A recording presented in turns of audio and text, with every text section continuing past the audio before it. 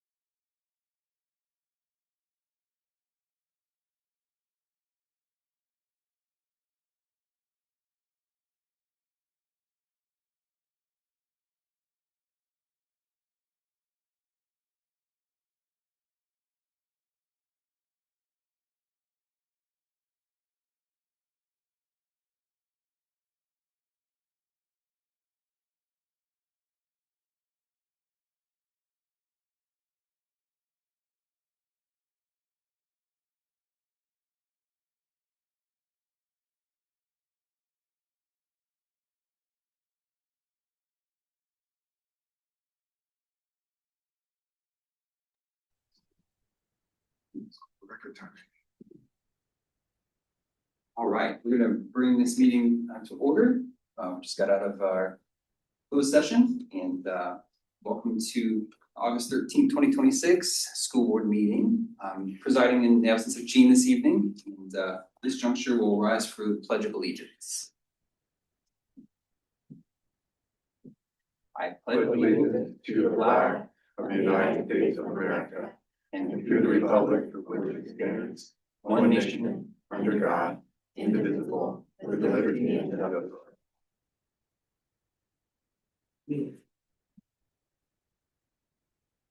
Report from closed session is that no action was taken, and we're gonna move along. And is there any public comments tonight for items not on the agenda? We do not have any. Okay. We will get rolling with our comments and reports from executive leadership team. So let's start with Sarah.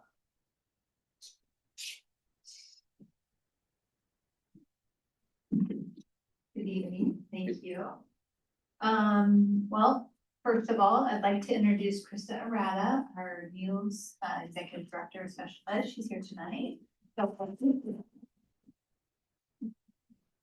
we're very excited to have her, and she joined us 1 week before school started, so she's been running around.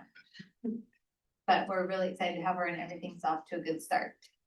Let's see, I went to all of the school sites in the last couple of days, and everything is smooth, up and running, kids are happy. It looks like we've been back to school for about a month already, and teachers were very welcoming. Everyone seemed really happy to start the year, and it was very smooth. We had 4 Williams audits.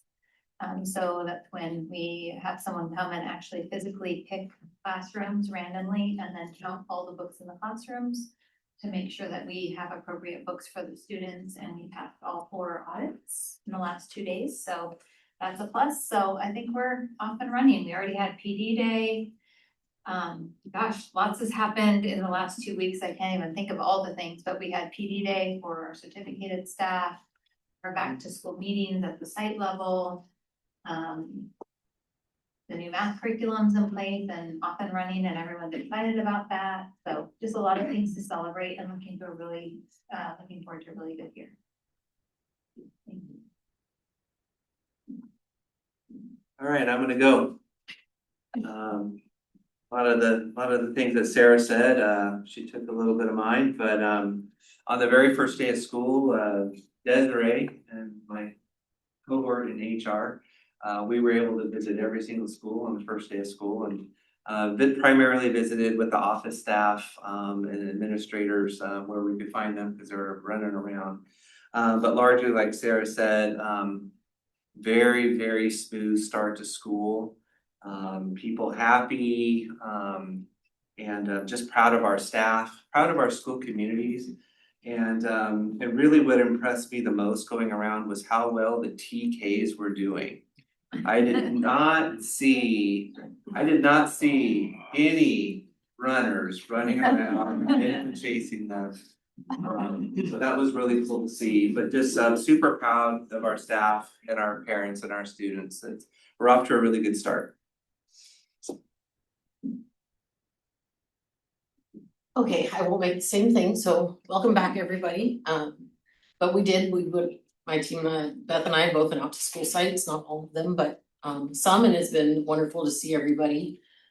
We've been hard at work trying to close the books and get the books open for school and making sure that everybody has what they need, and so we've been busy with that. And then obviously our presentation tonight has kept us busy as well, making sure that we've got everything up to date. So we are just busy trying to make sure we have our first payroll out and all of those things to get the year started. So we're just heads down and busy, but it's been a good summer, and we're glad that everybody is back and that everything has been so smooth. That's it. Great. We'll head up to the dais here. Oh, we're gonna go boards, or trustees now? Yes. Well, welcome back, everybody, after a nice summer. I just realized it's election season. I got on the Sacramento County, Placer County candidate watch sites, and I noticed there were 6 candidates running for 3 positions. three who I don't know, never met before, but the other three are sitting next to me. I just want to tell them all three that I have the greatest respect for all of you. I wish you the best. You've always led with integrity and kindness. And just wish you the best. You know, this election thing is always kind of weird, but it's part of the thing, I guess. And so I've been here 4 years. I'm not running for reelection. And the ironic thing about it is, which I've mentioned to pretty much a lot of people, is I'm finally just starting to get the hang of it. You know, when you first come, you think that, oh, you can memorize board policy and read through everything and memorize people's faces and their names, you know, I know that guy, whatever. But there's more to it, there's a lot of subtleties to it. And but I just wanted to mention, one of the things is to be flexible. And we come in kind of with a very kind of stringent ideas of how things should be. And I just wanted to mention that one of the big things at the start of the school year is the new math curriculum, which I'm very happy with. I spent some time on it. My two daughters were in the old math curriculum. I want to thank Sarah Wegner and Shay Seffens and Dee Dee Pinelli too. I went to her classroom for kind of explaining to me how the new math curriculum works, how the old school thing of the forcing kids to memorize times tables, which I thought was really important, might not be the best way to get them to learn the times tables. And so the new math curriculum basically allows the teachers to keep pretty good handle on the progress of different students and develop the skills that most effectively help their learning. So the objective is to get them to learn the times tables, but different kids learn in different ways. And it's not something I needed to learn because I thought everybody was just like me who just, you know, forced me to do it and to do it kind of thing. So I know there's new board candidates out there listening. I forgot their names. I know a couple of them, but I would encourage them to always be flexible, always be open for new ideas. What we do here as a board, I can say everybody here always loves kids and cares about the kids in the communities and always put the kids first, and the parents and the community, and a healthy district is a healthy community, I guess the way to put it. So I just want to wish you all the best of luck and pass off to Jason. Thank you, John, and I think we've come a long way, and I always appreciate your partnership.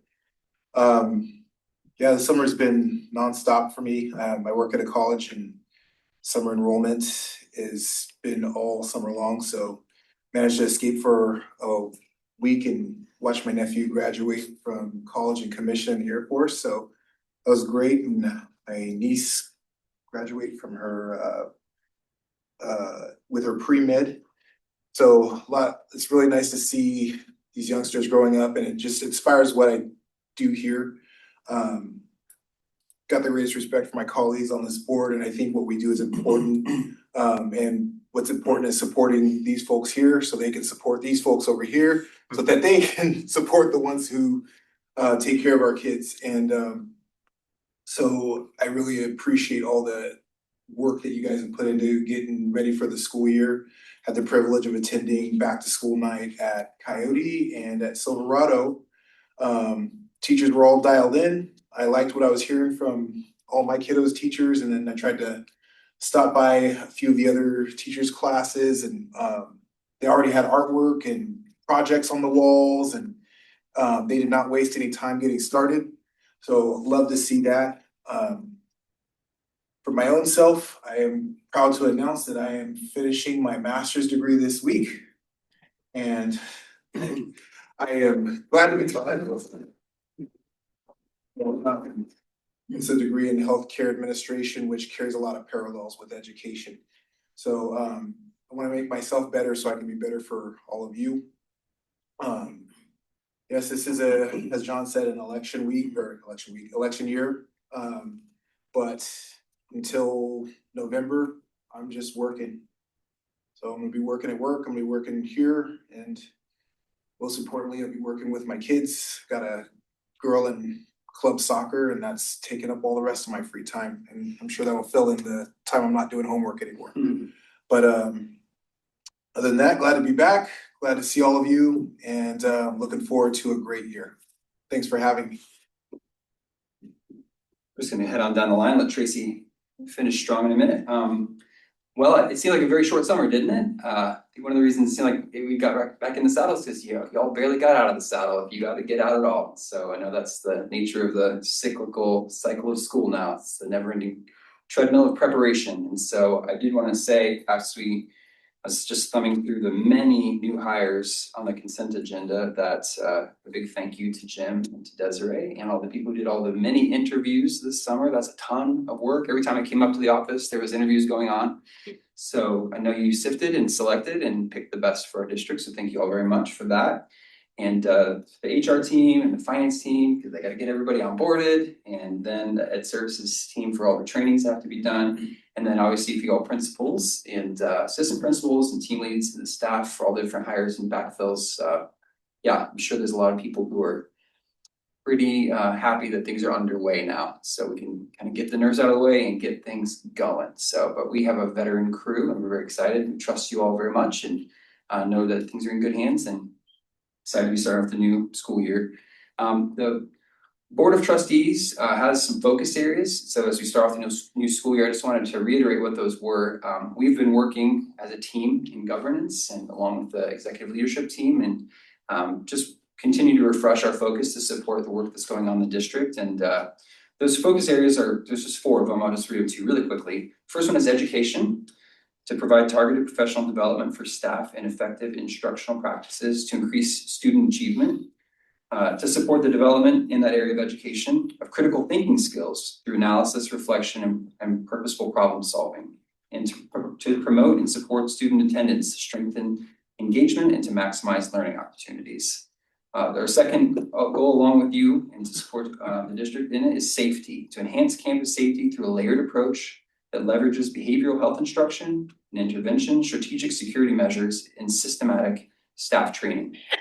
Our third commitment and focus area is about communication, to strengthen community partnership through timely and ongoing communication that encourages collaboration and enhances trust.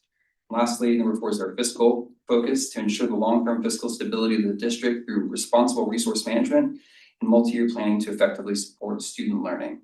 So that's what we're here to support you all in. And we do just want to express our gratitude for your hard work and our trust in the process of making that happen. Our school district has a long-standing, Renee will talk about how long in a minute, but a long-standing history of educating kids in an excellent way. So we're just excited to kick off the school year, and we just want to commit to you all as the board, and in the absence of President Pagnoni too, just that we're here for you all, and we want to support you all however we can towards those goals. I'm gonna hand over to Tracy.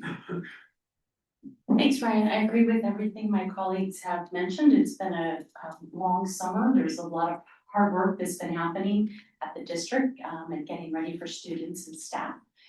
Just I'm going to highlight a few things that I had the opportunity to participate in. I volunteered myself to go to the Antelope Crossing Middle School Premiere Day and was there from I think 8 o'clock in the morning until we closed it down about 1 or 2. And it was such a great opportunity to see all of the families, mostly 6th grade families, come with their students who are, you know, they're growing up, they're moving away from mom and dad, and just also a reminder of the different cultures and communities that we as a district represent.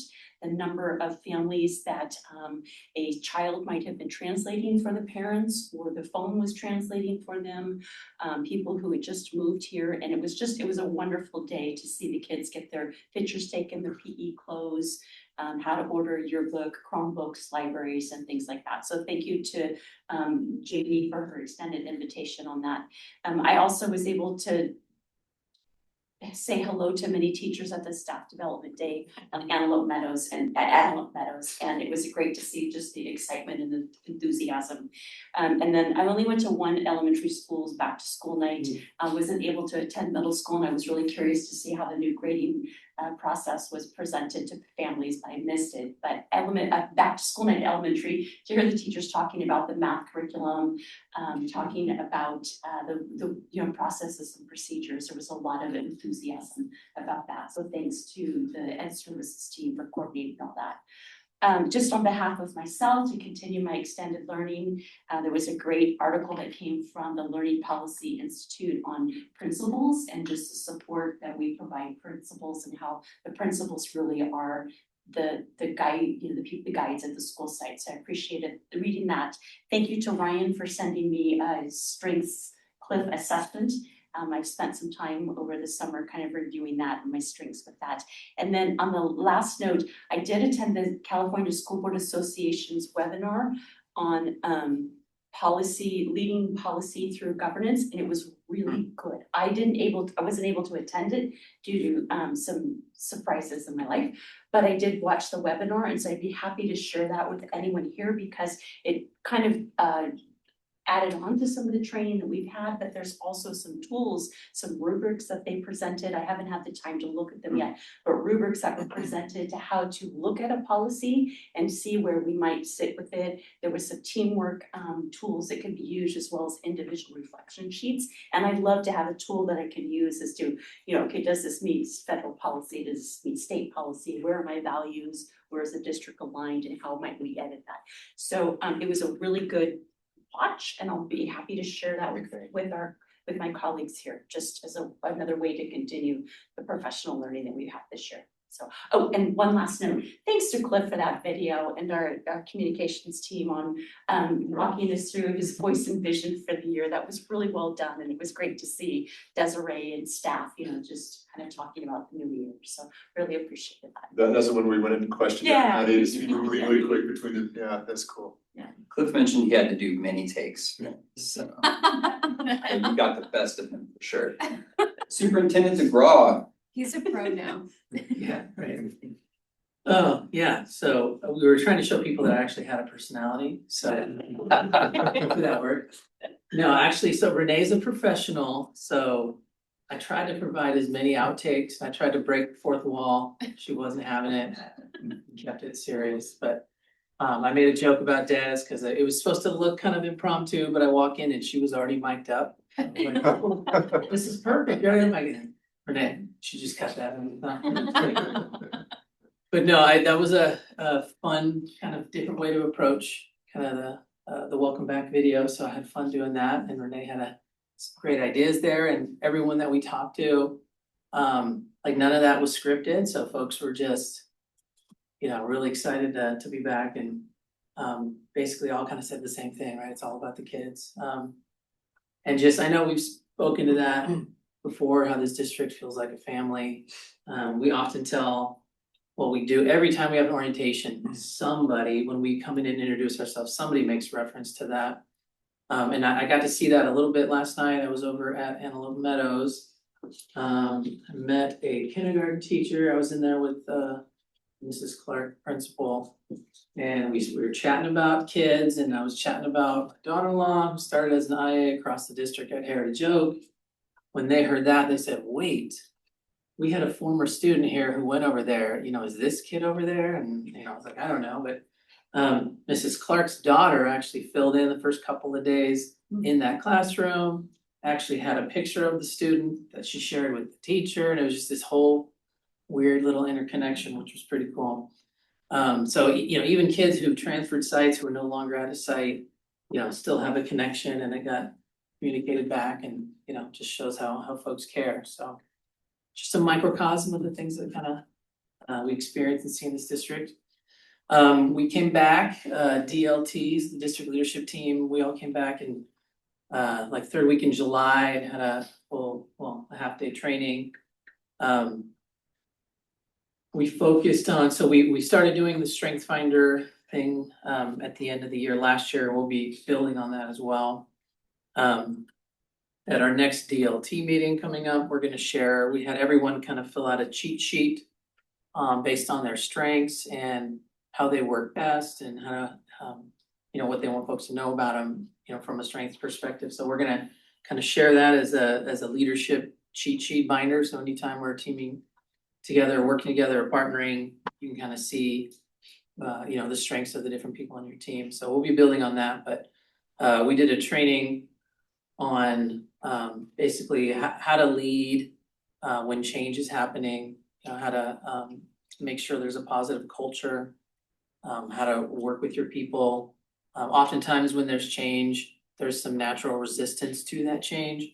In particular, like the math curriculum is a good example. So we have many of our staff who participate in the pilot who were jumping right on board. There were others that were cautiously waiting to see, you know, how this was new or different than what they've done before. We had a lot of people come over the summer before the staff development days to get trained. And you saw that on the staff development day, you could see those who had come in the summer, they already felt more comfortable with it and they were able to help their colleagues, but I was able to go through those classes and just see, you know, the energy, the excitement, and really the teachers were put in the position of being students again, because they're all learning something new. So I think that's healthy every so often, is to put yourself back in that perspective of what it's like to be a student, so that was great to see. I also attended a few of the premiere days, and I think many of us have mentioned how smooth the year started, and I think that is owed to a lot of the things we do ahead of time. So the premiere days, we went around, Renee, Michelle and I, and went to the TK sneak peek preview days in the north side of the district. And just like those things just help kind of lower the anxiety and the scare factor of coming back or to something new, especially for TK kids. So all of those little things that we do just help us transition into a new school year. I'm glad to hear it was a smooth start. I was out of town, I was out of state at a wedding for my niece. And no one called me in emergency mode, so I was happy that things were smooth and everyone said things went really well, so that was great.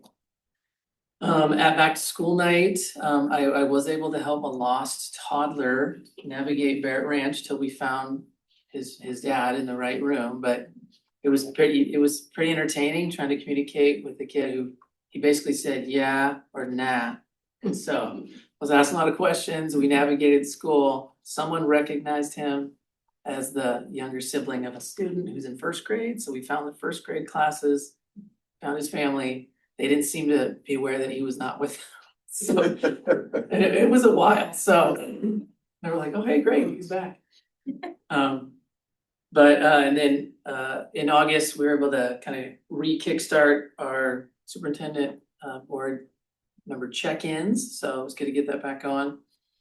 And then a few people mentioned the election. So the deadline for that was, I think, the 7th of July. So we have 3 races for our 3 different trustee areas 1, 3, and 5.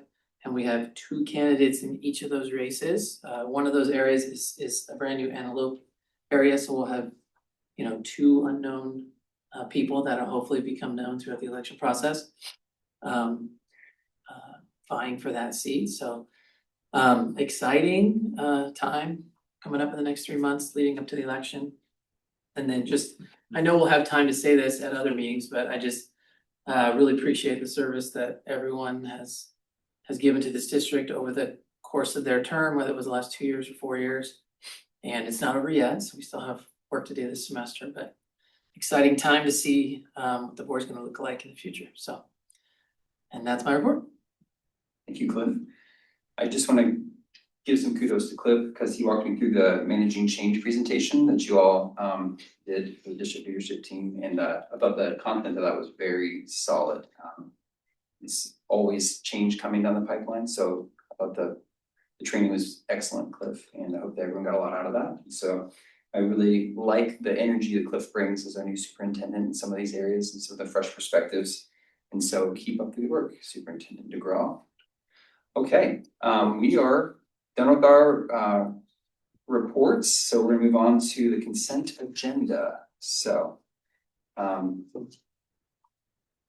there's a lot on the consent agenda, and we've all had a chance to look over. Does anyone have anything they would like to pull for discussion? Motion to approve the consent agenda in all in its entirety. Second.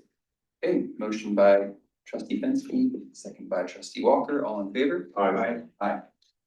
All right, moving along to our action items. Okay, so we have 2 action items we were discussed thoroughly in our closed session that we're going to have here. First one is item 7.1, consideration of tort claim number 06152026A. So I just look for a motion on that one from the board. Motion to approve tort claim, whoops. No, I'll make a motion to approve tort claim. nope, What? Well, we We're gonna- discussed it, did We're not. gonna make a motion to deny Oh. court claim 06152026A. If you make the motion, we could take a vote, but you're not gonna. I will second Jason's motion. Okay, we're going to make a motion made to deny consideration of tort claim number 06152026A. And so I got a motion by John, second by Jason, or vice versa. And so all in favor of denying that tort claim? Aye. Aye, okay. So moves on to something in the same vein, 7.2, consideration of tort claims for 06152026B. I'll make a motion to deny the tort claim 06152026B. Second. Motion by trustee Bensky, second by trustee Walker. All in favor of Aye. denying? Aye. Okay. So, thanks for getting that out of the way. Thank you for Jim for your work on that matter. So, I feel like we got the gist of it. So let's move on to 7.3. Let's have some fun with state budget update and revised district budget 2026-2027. Christie, you're back to talk about money already. I am, All right. thank you. When we left, last was our adopted budget. So tonight, as the presentation's coming up, we're going to talk about some adjustments that we made. The state budget has been enacted and districts are required to, if there's any substantial changes to your budget within 45 days of the governor's signature, to bring that back and include those changes. And for Dry Creek, there are some major changes. So we're gonna run through those tonight and share them with you. I left you with some of those kind of questions during the adopted budget, and so we're gonna tell you which ones we filled in and which ones came true. So we'll talk a little bit about the final state budget, what they mean for Dry Creek, the adjustments we've made to our enrollment, our ADA and our staffing projections, what that looks like to the unrestricted and restricted budget, as well as kind of what we're watching for at the end. Okay, so the final state budget. So Prop 98, that Prop 98 guarantee did come in at $128.1 billion for 26-27, which is great. That is definitely higher than it has been. There is still, thank you, a $3.9 billion deferral, which we were hoping was going to go away, but it is not. It is lower than it had originally been planned for, but it is still there. So again, the state's using K-12 dollars to fund the other side of the general fund side of the budget. It's starting to become a thing for the state and we're hoping that they will stop, but right now it's where we're at. At adopted budget, the LCFF COLA, we were at a 2.87. And it was projected to have an additional augmented COLA of 1.44, and that was that super COLA of 4.31. We did not include at the time. We were waiting to see if it was really gonna be in there, and it is still in there. So we're adding the 1.44 to increase it to 4.31. And with that, that is supposed to help cover the 14-week paid pregnancy disability leave that did get passed as well. It also is to help with declining enrollment and other pressures that districts are seeing. We also added additional dollars for special education, which in the adopted budget, we had a little slide on it because it's kind of an unprecedented dollar amount for us. It's, as we all know, special ed funding has always been less than what we need, and so at adopted budget, it had gone up to $999 per student. Now it's $1,340 per ADA, which is fantastic. It's still, we need more, but this is an investment that we haven't seen in the past, so that update is in there. The ELOP funding for rate 2 was at $1,575, now it's at $1,800 as a minimum. So again, another increase. Also, there is in the budget, which you will not see, we did not budget for yet because we need more information. They're doing another round of universal TK planning grant for districts, which we will see it even though we haven't implemented, but it will be kind of to help us continue that process. They're also, in that budget is a reading difficulty screener which they're estimating around $35.75 per K2 student. We do not have any of those in the budget right now because we don't know how much of the TK planning money we would get and the screening money we need to plan for, and we don't have any of the parameters. We just know it's going to be out there somewhere, so. The other piece is the one-time grant that we didn't put in yet. I didn't list it on this page because we also don't have a whole lot of information. A lot of it is in the budget. So in the next slide, we'll talk about what those dollars actually look like. Since we had no dollars in for that one-time grant, I didn't list it on the first page. So the change for our LCFF, our unrestricted dollars, was 1.15 million, and that was that 1.44 increase. For special ed, it was right around $2.2 million of an investment for us. So we're definitely looking strategically at what that looks like to help offset some of those costs. We are seeing an increase in our enrollment in special education as well. So we're also seeing increased services, increased service costs, things like that, but we are taking the program as a whole. For ELOP, there's $569,000, which was the increase from the 1575 to 1340. And then the one-time discretionary block grant is $5.9 million for us. So, and that right now is just sitting in our fund balance on our restricted side, because we need to come, that's a plan that we need to put together. And as you may recall, we have the sunsetting positions that are in our current one-time funding. And then we have some other needs, and so we will be developing a plan and bringing them back to you for discussion. So right now you'll see it sitting in our bottom line, which I'll be breaking out our unrestricted versus our restricted, so that you'll see those very different pictures, because as we know, the ongoing funds are very different and than our restricted and one-time dollars. So we'll talk about those in a minute.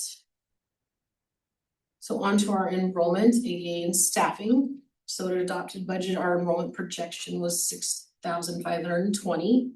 We've increased that to 6,597. So that's an overall increase of 77 students so far. And with that, we've increased 4.5 FTE, and that includes teachers, IAs, classroom supports, and things like that. And in below that, a different look than what I've shown before, just kind of the comparison from last year to this year. Our actual enrollment on the left, and then ADA on the right.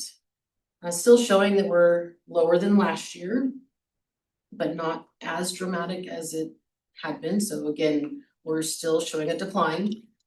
But as we've been talking, Jim and I talk about it a lot, the decline is a lesser of a decline. We're declining at a slower pace than we were. We did see that we have 4 students out of the new housing development down on North Elmwood, out in our housing, so we've seen 4 kids so far, well 3. They had 4, one's not in our age group, so we have 3 students out of that housing development, so we got something. So we'll continue to watch that as we see those houses being sold. So a different look here is our unrestricted general fund side. You can see the change from the adopted budget in column B to the state update in column C. So this is the net of our unrestricted dollar increases, $1.5 million. And then you can see our increase in our expenditures over there in column D. We've gone up $680,000 in our expenditures. And so the net, sorry, let me back up.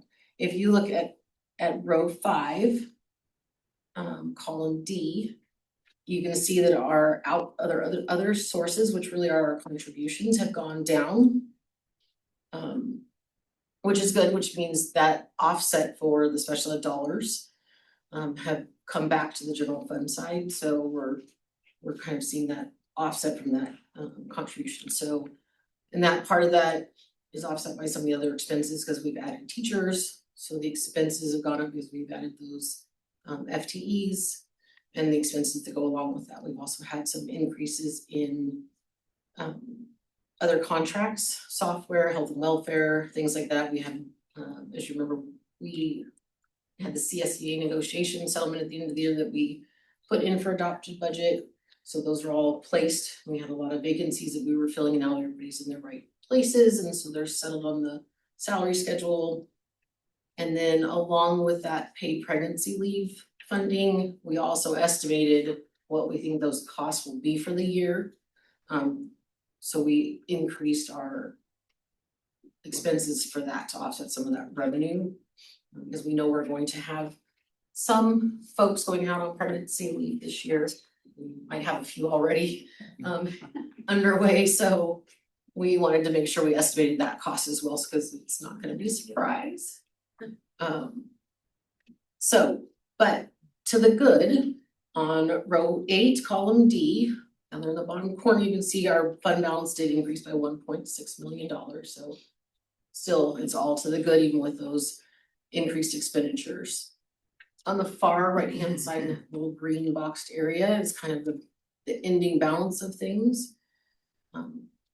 So we do have our committed balances of $29.6 million. And our assigned balances of 5.2. We have our reserved for economic uncertainties, that is a requirement by the state of 3.3, and our unassigned balance of 4.2. And then we will move to the restricted side. So again, on row 2, column D, there's the change from adopted budget to state. That's $8.7 million, which is the one-time dollars, and the ELOP dollars, and the special ed dollars. Then on the expenditure piece, you'll see we had some special ed contracts that you just approved in the consent agenda for some staffing that we have some vacancies in. And then there's some other miscellaneous small adjustments to budgets in there as well. And then if you look down to row 8, column D is the ending fund balance change, which is our one-time dollars. And then any of the other restricted dollars that are sitting in the bottom that we are waiting to set plans for. And then we'll be bringing that back as well. And so the point of breaking this out is really to show that, you know, the separation between our unrestricted and our restricted, where we need to have plans and there's strings attached to them, and versus our unrestricted side of the house, where we have a little bit more freedom and movement on those dollars. This one is just a little bit of a breakout so that you can kind of see our revenue and expenditures kind of by their categories. So on the left-hand side is our revenue. So you can see the largest piece is our LCFF, is our largest piece of our funding. Federal coming in our tiniest little bit. Other state is our next largest, 18%. And then on the right-hand side, the expenditure breakdown. Obviously, our salaries and benefits take up those bigger, largest chunk. And then our supplies and services, it's just kind of just another view, so you're not just looking at that list of numbers. And then really to close it out, we're just kind of some of our strength is that our enrollment has gone up from what our original projections were, that our LCFF has increased, and so some of that increase will be ongoing. So when I bring first interim, you'll see the out years are coming up as well. We still have a strong ending fund balance. We have some flexibility in our multi-year, that we have some planning that we can now do. Our challenges still remain that we still anticipate declining enrollment, because we do still see our eighth grade classes and 7th grade classes are outsizing our younger classes. One-time funds cannot support ongoing staffing. So although those numbers look amazing, they do not solve ongoing staffing issues. Salaries and benefits and retirement pensions, those rates still go up every year, so we still have to be mindful of those things. We never know what the feds are gonna give us. Sometimes they reduce, sometimes they don't. So we will continue to monitor our enrollment. We're working closely on the new housing developments, trying to keep track of the timelines and when they're gonna actually build, so we can estimate when we'll see students. We're working diligently in ELT on thoughts and plans for our funding, and then we'll update you at first interim on what we see changing. And we are always looking to, keeping students and their needs first and foremost on our list of things when we're making those plans.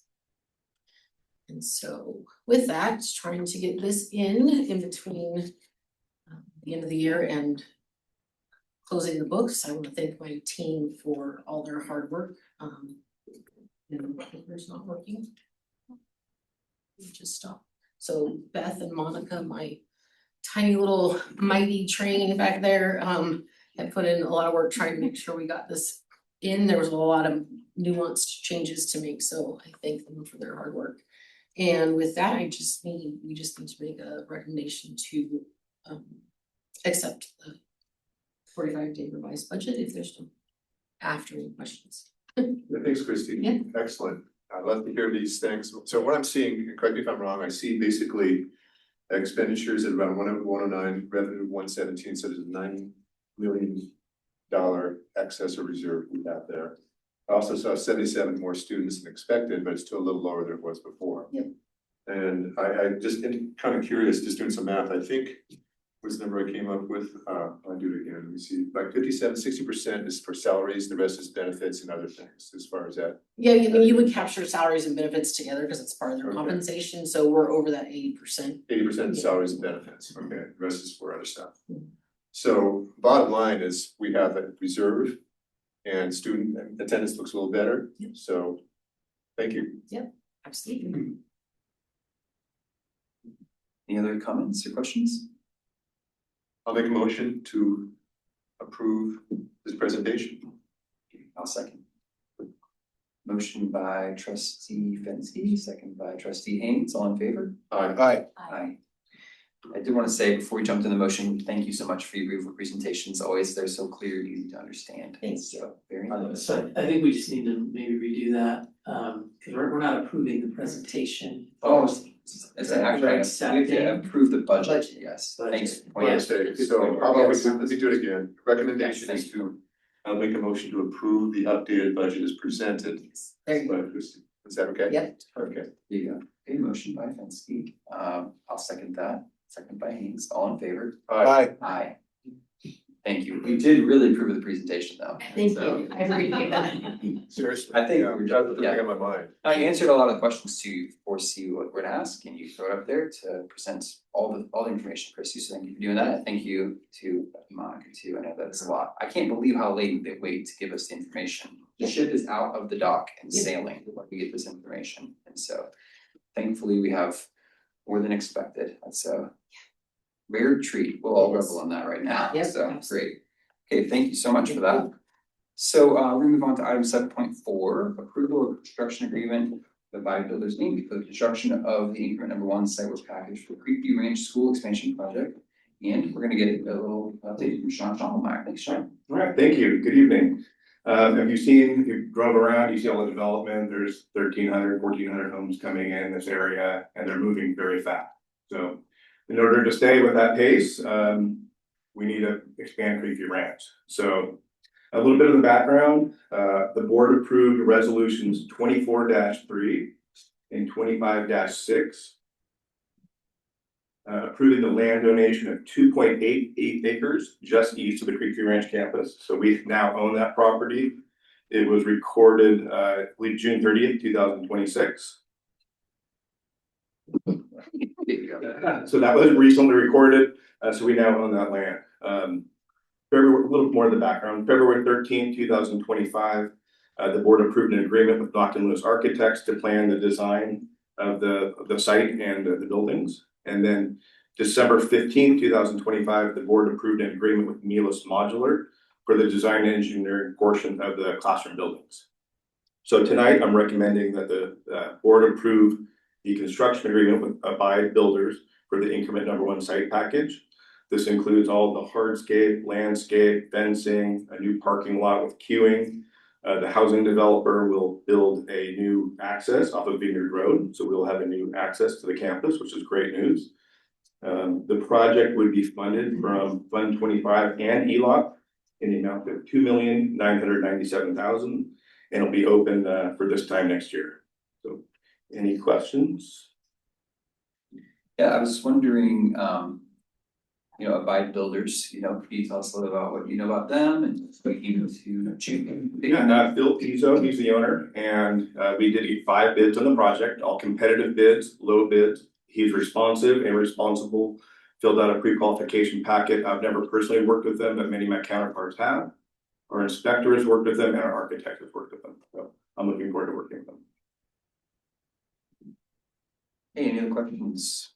Yeah, I remember when the architects came here and we talked about the architectural beauty of Creekview Ranch and how we're gonna try to maintain that beauty. And I really stressed how important architecture is. I think it's something we don't want to skimp on because it affects the whole morale of the school district, the morale of the teachers, the students, everybody. And they assured me that the new addition will be compatible with what we have. I just want to double check that. Yes, In other correct. words, they'll have high ceilings, there'll be light coming through the ceilings.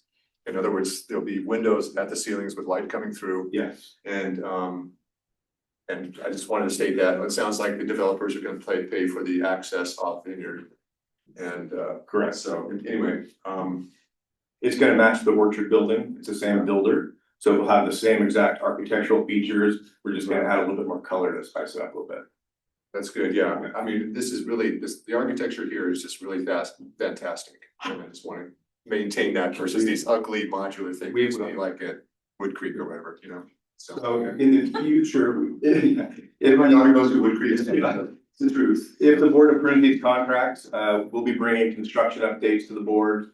And we can even bring the rendering back so you can see the presentation that we did back December 15th, And when will the construction begin out in a there? couple weeks. Okay, Yeah, we're ready to go. and I'll be okay, you'll be okay with me coming out and taking a look at things, right? Sure. Yeah, let me know. Yeah. Okay, awesome, thanks, Sean. You have to wear your hard hat, John. Fine. So for funding wise, I know that we have mitigation dollars from all the developments, et cetera. So funding for the total project, I guess this is a Sean/Christie question, is it, funding's looking good to cover all this based on what we've got going on? Yep. Christie gives me a very cool look. I think that's good. You have a $9 million. We got it covered. Great. Any questions, Tracy, or anything? Okay, good. So I guess we'll look for a motion. It sounds great, Sean. I'll And make a motion to approve the construction agreement with Abide Builders. I'll second. Okay, we have a motion by trustee Walken, a second by trustee Balcom, all in favor? Aye. Anyone want to stick around, and tell us about 7.5, it's the approval of the construction agreement with Milas Modular Buildings, Inc. for construction services of the increment number 2 new classroom buildings for the Creekview Ranch School Expansion Project. Yes. Thank you, yes. So the first portion was a site package. This is actually the buildings, the classrooms, the restrooms, the staff workroom, support spaces, pretty much turnkey with Milas. The site one package gives utilities to the building. They pretty much do everything else. So we've got renderings of their buildings that we showed you previously. And that would be, 10 new classrooms, staff student restrooms, support spaces, funded again through Fund 25 and ELOC. In the amount of $7,833,063. So, any questions on the building portion? So tell me about Milas. Yeah, so Milas, I worked with Milas starting in 1998 on one of my first big projects out of college. And they did a lot of work. They did 13 classrooms with us and a relocatable multi-purpose room for us. It was great. They did the Orchard building back like 6-7 years ago, and that was a great smooth project. And we're looking forward to working with them again. So I remember the Orchard building, so this new addition will be something similar to the Orchard building. Very similar. Yep. Great. You might have to show John the paint swatches. Yeah. I think we're all excited and it's very good. It's great for the district to be able to have a spot to grow, and have some growth in the area. So, questions from other trustees or anything? Okay, I make a motion to approve item 7.5, approval of construction agreement with Milas Modular Buildings for construction services for the increment number 2 new classroom buildings for Creekview Ranch School Expansion Project. Second. Okay, we have a motion by trustee Haynes, second by trustee Balcom, all in favor? Aye. Aye. Thank you, Sean, Thank you. appreciate it. You're gonna be a busy man this fall. Okay, this is a, Okay, I got 7.6 is next. It's a resolution 2026-01, resolution to authorize remuneration to board member Ryan Haynes for absence from a board meeting. So I was absent June 11, 2026, so I'm going to recuse myself from vote or comment on this matter. But I'll leave it open to you all to discuss and make motions. it's a resolution vote, so we go one at a Roll time. call. Roll call vote, and Sarah will call the names. Once a motion is made, Oh, I'll make a motion to approve the remuneration to board member Ryan Haynes for his absence from work. Second. Okay, motion by trustee Pensky, second by trustee Walker, roll call vote, Sarah will call it out. okay, board member Fenske, Aye. board member Walker. Aye. Board member Buckham Aye. and Recused. I mean, reviewed or recused. abstained, okay. Not. Say. Okay, great, so it sounds like that passes, thank you everybody for that, and then are we already on to information items? Yes. Possible? Yeah. Okay, I guess we'll accept it, so, and it's exciting information items, anytime we get Renee to tell us about it, so 8.1 is Strike Creek 150th celebration update. I love the enthusiasm. Yeah, stand behind the shiny new podium, Renee, and tell us about it. If you You're would right like me there. to, Whatever you'd like, you know, ladies' choice. I will sit. Okay, perfect. That's There's true. pressure though, it's 7:30, it's early and I'm a talker, so. Well, it's a lot to celebrate, you take your time. Yes, yes, so you may have noticed as you drove in to this board meeting, we have new banners outside. We have banners in this room because we are celebrating the district turning 150, which is really amazing. Our theme for this year-long celebration is honoring our past, celebrating our present, and inspiring our future. This is just a quick overview of what to expect during this celebration year. Yes, there it is. Oh, let me go back. So first, I want to say that we actually began planning for this celebration, Jim and I, back in July of 2025. We sat down and we're like, hey, we got to start planning. Let's start with the committee. So we worked with our administrators to develop a committee, and you'll see the list of names of the current committee members. And it's a combination from people here at the district level. We have some site administrators, we have secretaries, we have instructional assistants, just really a variety of people who have helped us really put this together and help it come to life. We did have our first committee meeting back in September, and so we have been planning this for maybe a year now. So what to expect? So you see a lot of that now. You see the banners that are on display here in the room. We have banners outside our district. We also have a community celebration that I'll talk a little bit more about. Next month, we're gonna have a staff aerial photo shoot with a drone photographer, which will be really cool and something that all of our staff can participate in. We have monthly site activities. We also have a really cool dedicated website page that I'll also show you as well. But before I get to all of that, I do want to say thank you to everyone who is involved. I mean, we're talking about even our past community members, because a lot of the pictures that we have on display, because they kept them and preserved them, and Michelle's gonna hand some out so you can kind of look through them as we're continuing the presentation. But without those artifacts, we wouldn't be able to share with our community now. So thank you to people who thought about saving those photos, but also we had our maintenance staff working during the hot summer, putting up all these banners.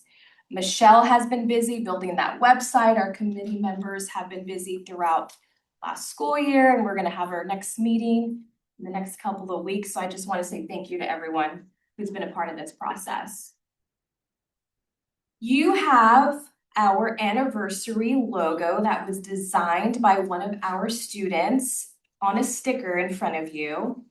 So it's really cool because last spring we had a contest that involved all of our middle school students who wanted to participate to design a logo for us to use for the celebration. And a student designed that, previously went to Creekview, is now in high school.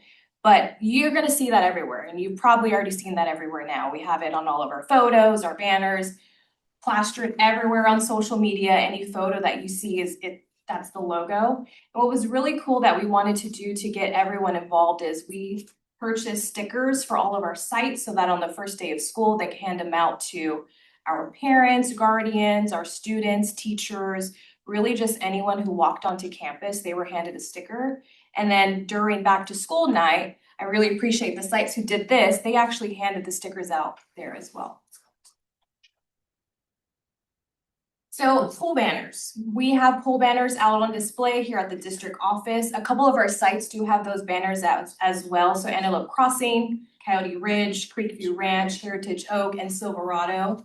And then for our sites who don't necessarily have the flag poles, we wanted them to participate as well. So we designed a large banner. You'll see those at all of our sites. There's 2 different versions of them. And we just asked them to place it in a prominent area on their campus. And so if you do happen to see them, or if you do happen to visit a campus throughout the school year, you will see those large banners or the pole banners out on display. And these are just examples of what some of them look like. And what I think is really cool and unique about our celebration is the fact that everything that's on display is us. It's our community. Everything from the older photos that you see on the banners to these newer ones, those are our students. It was a priority of mine to ensure that when we're celebrating throughout this year, that we're recognizing that this is our community, both our past community, our current community, our future community. We really want it to be an inclusive celebration for everyone involved.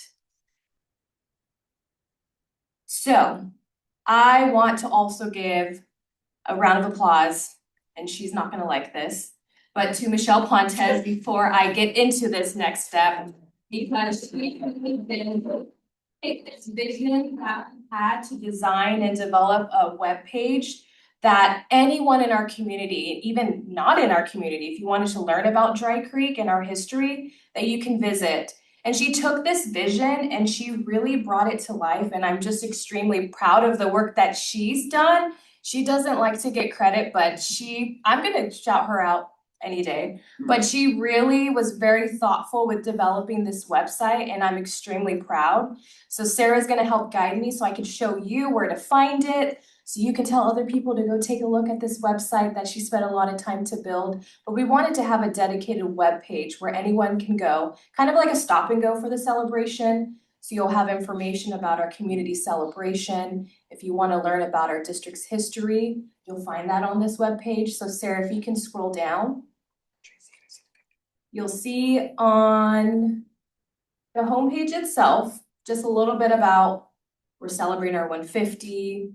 We unveiled our logo that was designed by one of our students, but she really took the time to go through the history of our district. So if you see there's a photo, Sarah, that says Dry Creek's history. Go ahead and click the read more.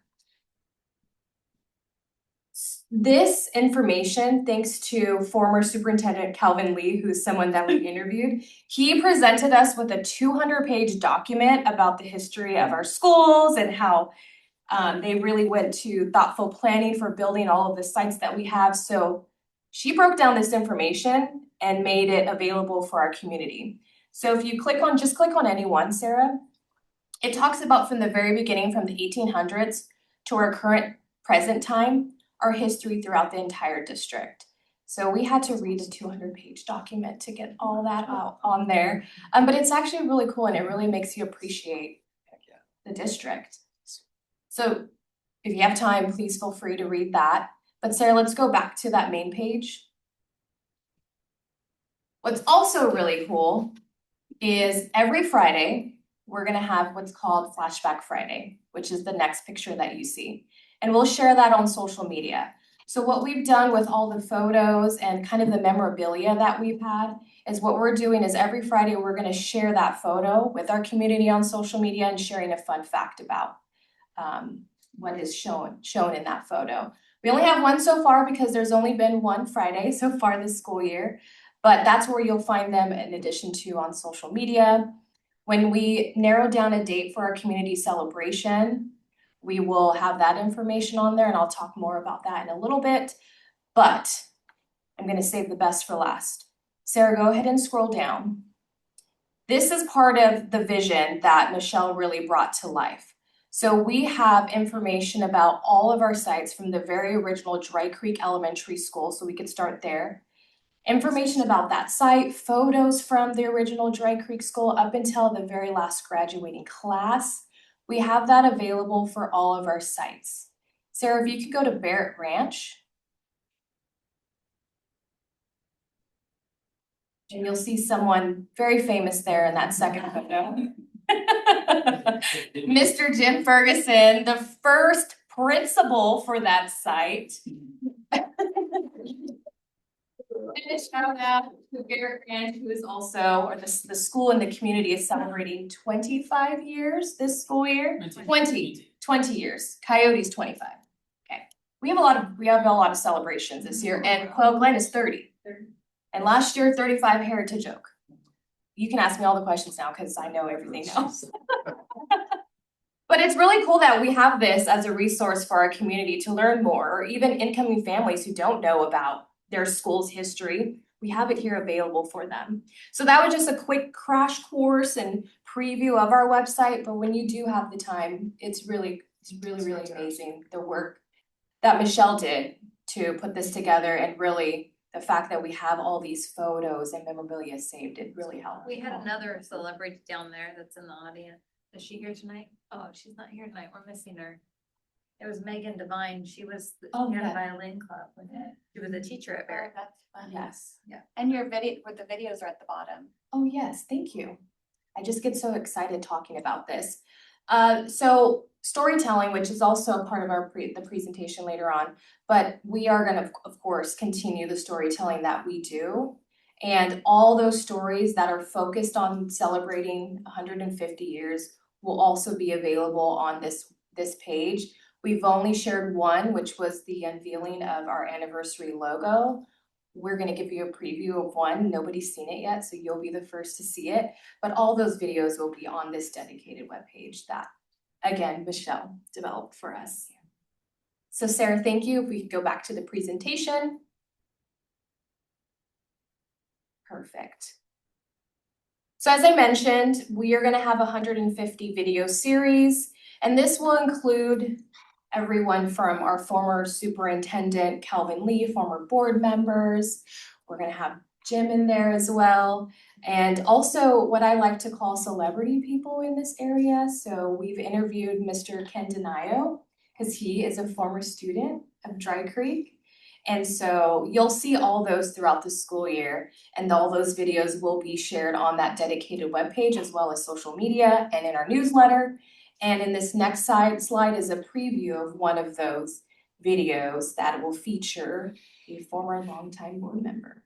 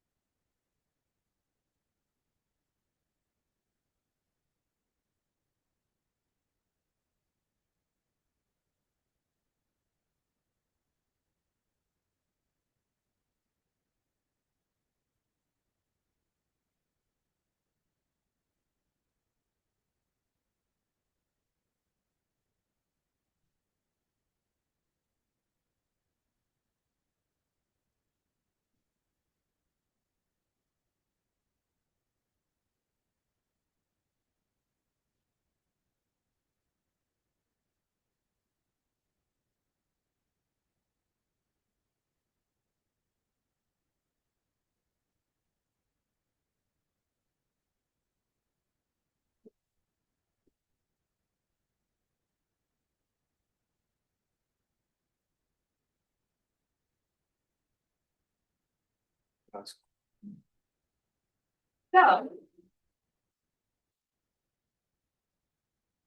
that's just another way that we're celebrating our community, is sharing those stories within our community. But the really big one is going to be this huge community celebration that we're planning to have in the spring of 2027. So we plan to have a parade, special speakers, we will have a museum. I don't wanna say too much because I wanna encourage people to attend so they can see that for themselves. We'll have vendors, activities, and we're hoping for a really big turnout. We have a meeting in the next 2 weeks with our committee, so once we finalize the date, we will definitely share that with you and our community. And that is the quick sneak peek of our 150 celebration. Questions, I'll take them. That you narrated? It was. Hey, never lose it, that was great. Do something like that. You know, just a quick comment, this is fantastic, of course, and are the students in the classroom, are they gonna get some kind of overview of the history? And is there stuff prepared for them to see, maybe a video or Yes. something? Yes, so one of the bullet points talked about monthly site activities. So the committee has created those activities that include a history about our district and history in general in the era that, whatever that was in. That has been shared with all of our site administrators, and they have shared them at their first, what was it, your first staff meeting? I know that they have shared them, but then also we're encouraging just one activity to participate in.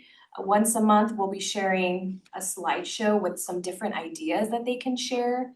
But yes, we're definitely diving all in with ensuring that our students are involved as well. So it'll be in the classrooms, these different Yes. videos. That's great. I'll be at the celebration no matter what in spring, so just. Any other reflections, or comments on this information item? What happened to Dry Creek? It's down at the end of Cookriolo there. It's a sensitive subject, Sean. Yes. Is there anything there? I just see something sitting there. Campus is used for other purposes these days, yeah. Okay. Yes. But I'm sure that maybe the videos will tell us. We'll have a lot of good pictures from many Yes. things from past. I can tell you one thing, when I was working for Placer County Sheriff, we had a substation installed in the old district office. And I was a community service field officer at the time, and my job was to get that area repaired. I shampooed the carpets and I found more than my fair share of black widows, so that helps. So Renee is the, and again, I think this would be helpful. I mean, some people have been in the district a long time. Yes, Some maybe Tracy experience was like on the Tracy. previous committee, Yes. the 125. Yes, so I'm anxious to learn a lot. I mean, my wife and I lived in the community for 15 years, but there's lots of that history there that's well before our time. But you see, even though it's looking through the pictures, the names I've heard from living around the area, Pruitt, Crowder, there's a road, Riolo, Sawtell. There's a lot of those people who are still here in the area, you know, generations of those families that are still here through some communities. So that's great. That's neat that we celebrating their stories and bring those to bear. So founded in 1876 as a one-room school serving a rural agricultural community. Was the 1876 site the one that's right down the road? No, it's Okay. not. Okay, gotcha. Do you know where it's at? Can we go there? It no longer exists. That would be a no. Jim could explain a little bit Jim, more about that, thanks, there. since he would know the history of the Near the rail original. yard. Yeah, I don't know the exact location. I do know that originally there was a schoolhouse that was actually rolled on logs to the current Dry Creek location, which since burned down, and then it was rebuilt. But as far as the exact original location, I'm not sure. Sounds like a great middle school assignment, so. The forensic identification of the original site. Well, this is great. I look forward to the community celebration. The museum sounds amazing and all these projects. I'm sure the creativity of all of our principals and staff, it's gonna be amazing what kind of things we get to see. And hopefully, if your students are doing amazing things and neat projects, please bring those pictures from, I know they'll be celebrated on social media, but you know, we'd love to have some of those things presented here. Yeah, this is just really exciting. So fantastic job. And hooray, yeah, those first hand notice, I rolled in from my meeting with Cliff's beautiful banners all over the place here. It was great. great facelift for a really old school district, so that's great. Lots to look forward to. I love the just honoring our past, celebrating our present, inspiring our future. That's very inspirational. It's lots for us to get behind. I'm just real curious, how far back have you gone as far as finding students who are Drug Creek students? So you said Jim Denio, is that, Ken Denio. Ken Denio, is that like in the 50s or the 60s? I think it may have been the, 40s? I feel like it was in the 50s. was it the 50s? So we've gone 70 years back, students from 7 years ago here. There's probably even more, so that's another great treasure hunt around the area. We've reached out to, like I say, the celebrity families, because you recognize the name, right? We've reached out to families. We haven't heard back from all of them, but we did. The story's already done with Mr. Denio. We're just waiting That's wonderful. to share that, so. Fantastic. Yeah, we have some great connections and Mhm. I'm sure we can all brainstorm to kind of look to more of those folks too, so that's great. The 1953 picture, I'm sure it's posted on one of these things, it looks like a school production of Grease, and so it's really awesome, so I can just imagine. There's one in there with students who don't have any shoes on. Yeah, well, that's crazy, so. That's how far back we have stuff. Yeah, amazing. Well, great work on that. So that was worth the wait for item 8.1, and thanks for the time. It's a great way to kick off the year. And then Jim, I'm sorry I had to follow it up with 8.2, but you. Yes, I'll expect some applause after this. Okay, negotiation reopeners, the Dry Creek Joint Elementary School District and the amalgamated Transit Union Local 256 ATU for the 2026-2028 successor agreement. Yeah. Please tell us about that. It's not your first rodeo. Yeah, thank you. Tonight before the board are negotiation reopeners between the district and ETU. So that we can legally begin the bargaining process. So attached are the reopeners. ETU has decided that they will open articles on holidays, vacation leaves, fringe benefits and wages, and the district has largely matched them, wanting to talk about holidays, leaves, fringe benefits, and wages as well. So I asked the board to open this item up for any public comment that there may be. Upon closing that, then we can lawfully begin the bargaining process. Is there any public comment? You're enough. Okay. There you go, Jim. Thank you. Do what you do, sir. Thank you very much. We have some policy reviews. There's several here. I think that there's underneath 9.1, some first readings and stuff. There are a few that we're going to pull off for further edits. And so Yes, we're gonna be tackling, which ones are we interested in? yes, so Both we are the going to, conversation or further edits? so the ones that we're going to pull this evening to bring back to you at a later time is 4111, 4211, and 4311 and selection. The other ones prior to those are all still up for you. Okay, does anybody, let's go ahead and pull those off, so we're not going to be discussing or approving red line BP 4111, 4211, 4311. But does anybody need to have a conversation or discussion around the other four? There, I need to say red line BP for everyone. Okay, 1240, 41, 41 12.9, 42 12.9, 43 12.9. Those are ones that are on the. Yeah, I was gonna pull the exact ones that Desiree mentioned, but I'm okay with the rest. I don't know how everybody else feels, but Tracy. so I'll make a motion to go ahead. Can we do all four of them in one motion, or do you wanna do them one at a time? Okay, Do them all? Okay, I'll make a motion. well, we didn't pull, here we The go. ones we didn't pull are BP 1240, BP 41 12.9, BP 42 12.9, and BP 43 12.9. I'll make a motion to approve those as board policy. I'll second. So motion by trustee Fenske, second by trustee Haynes. All in favor? Aye. Okay, that's unanimous.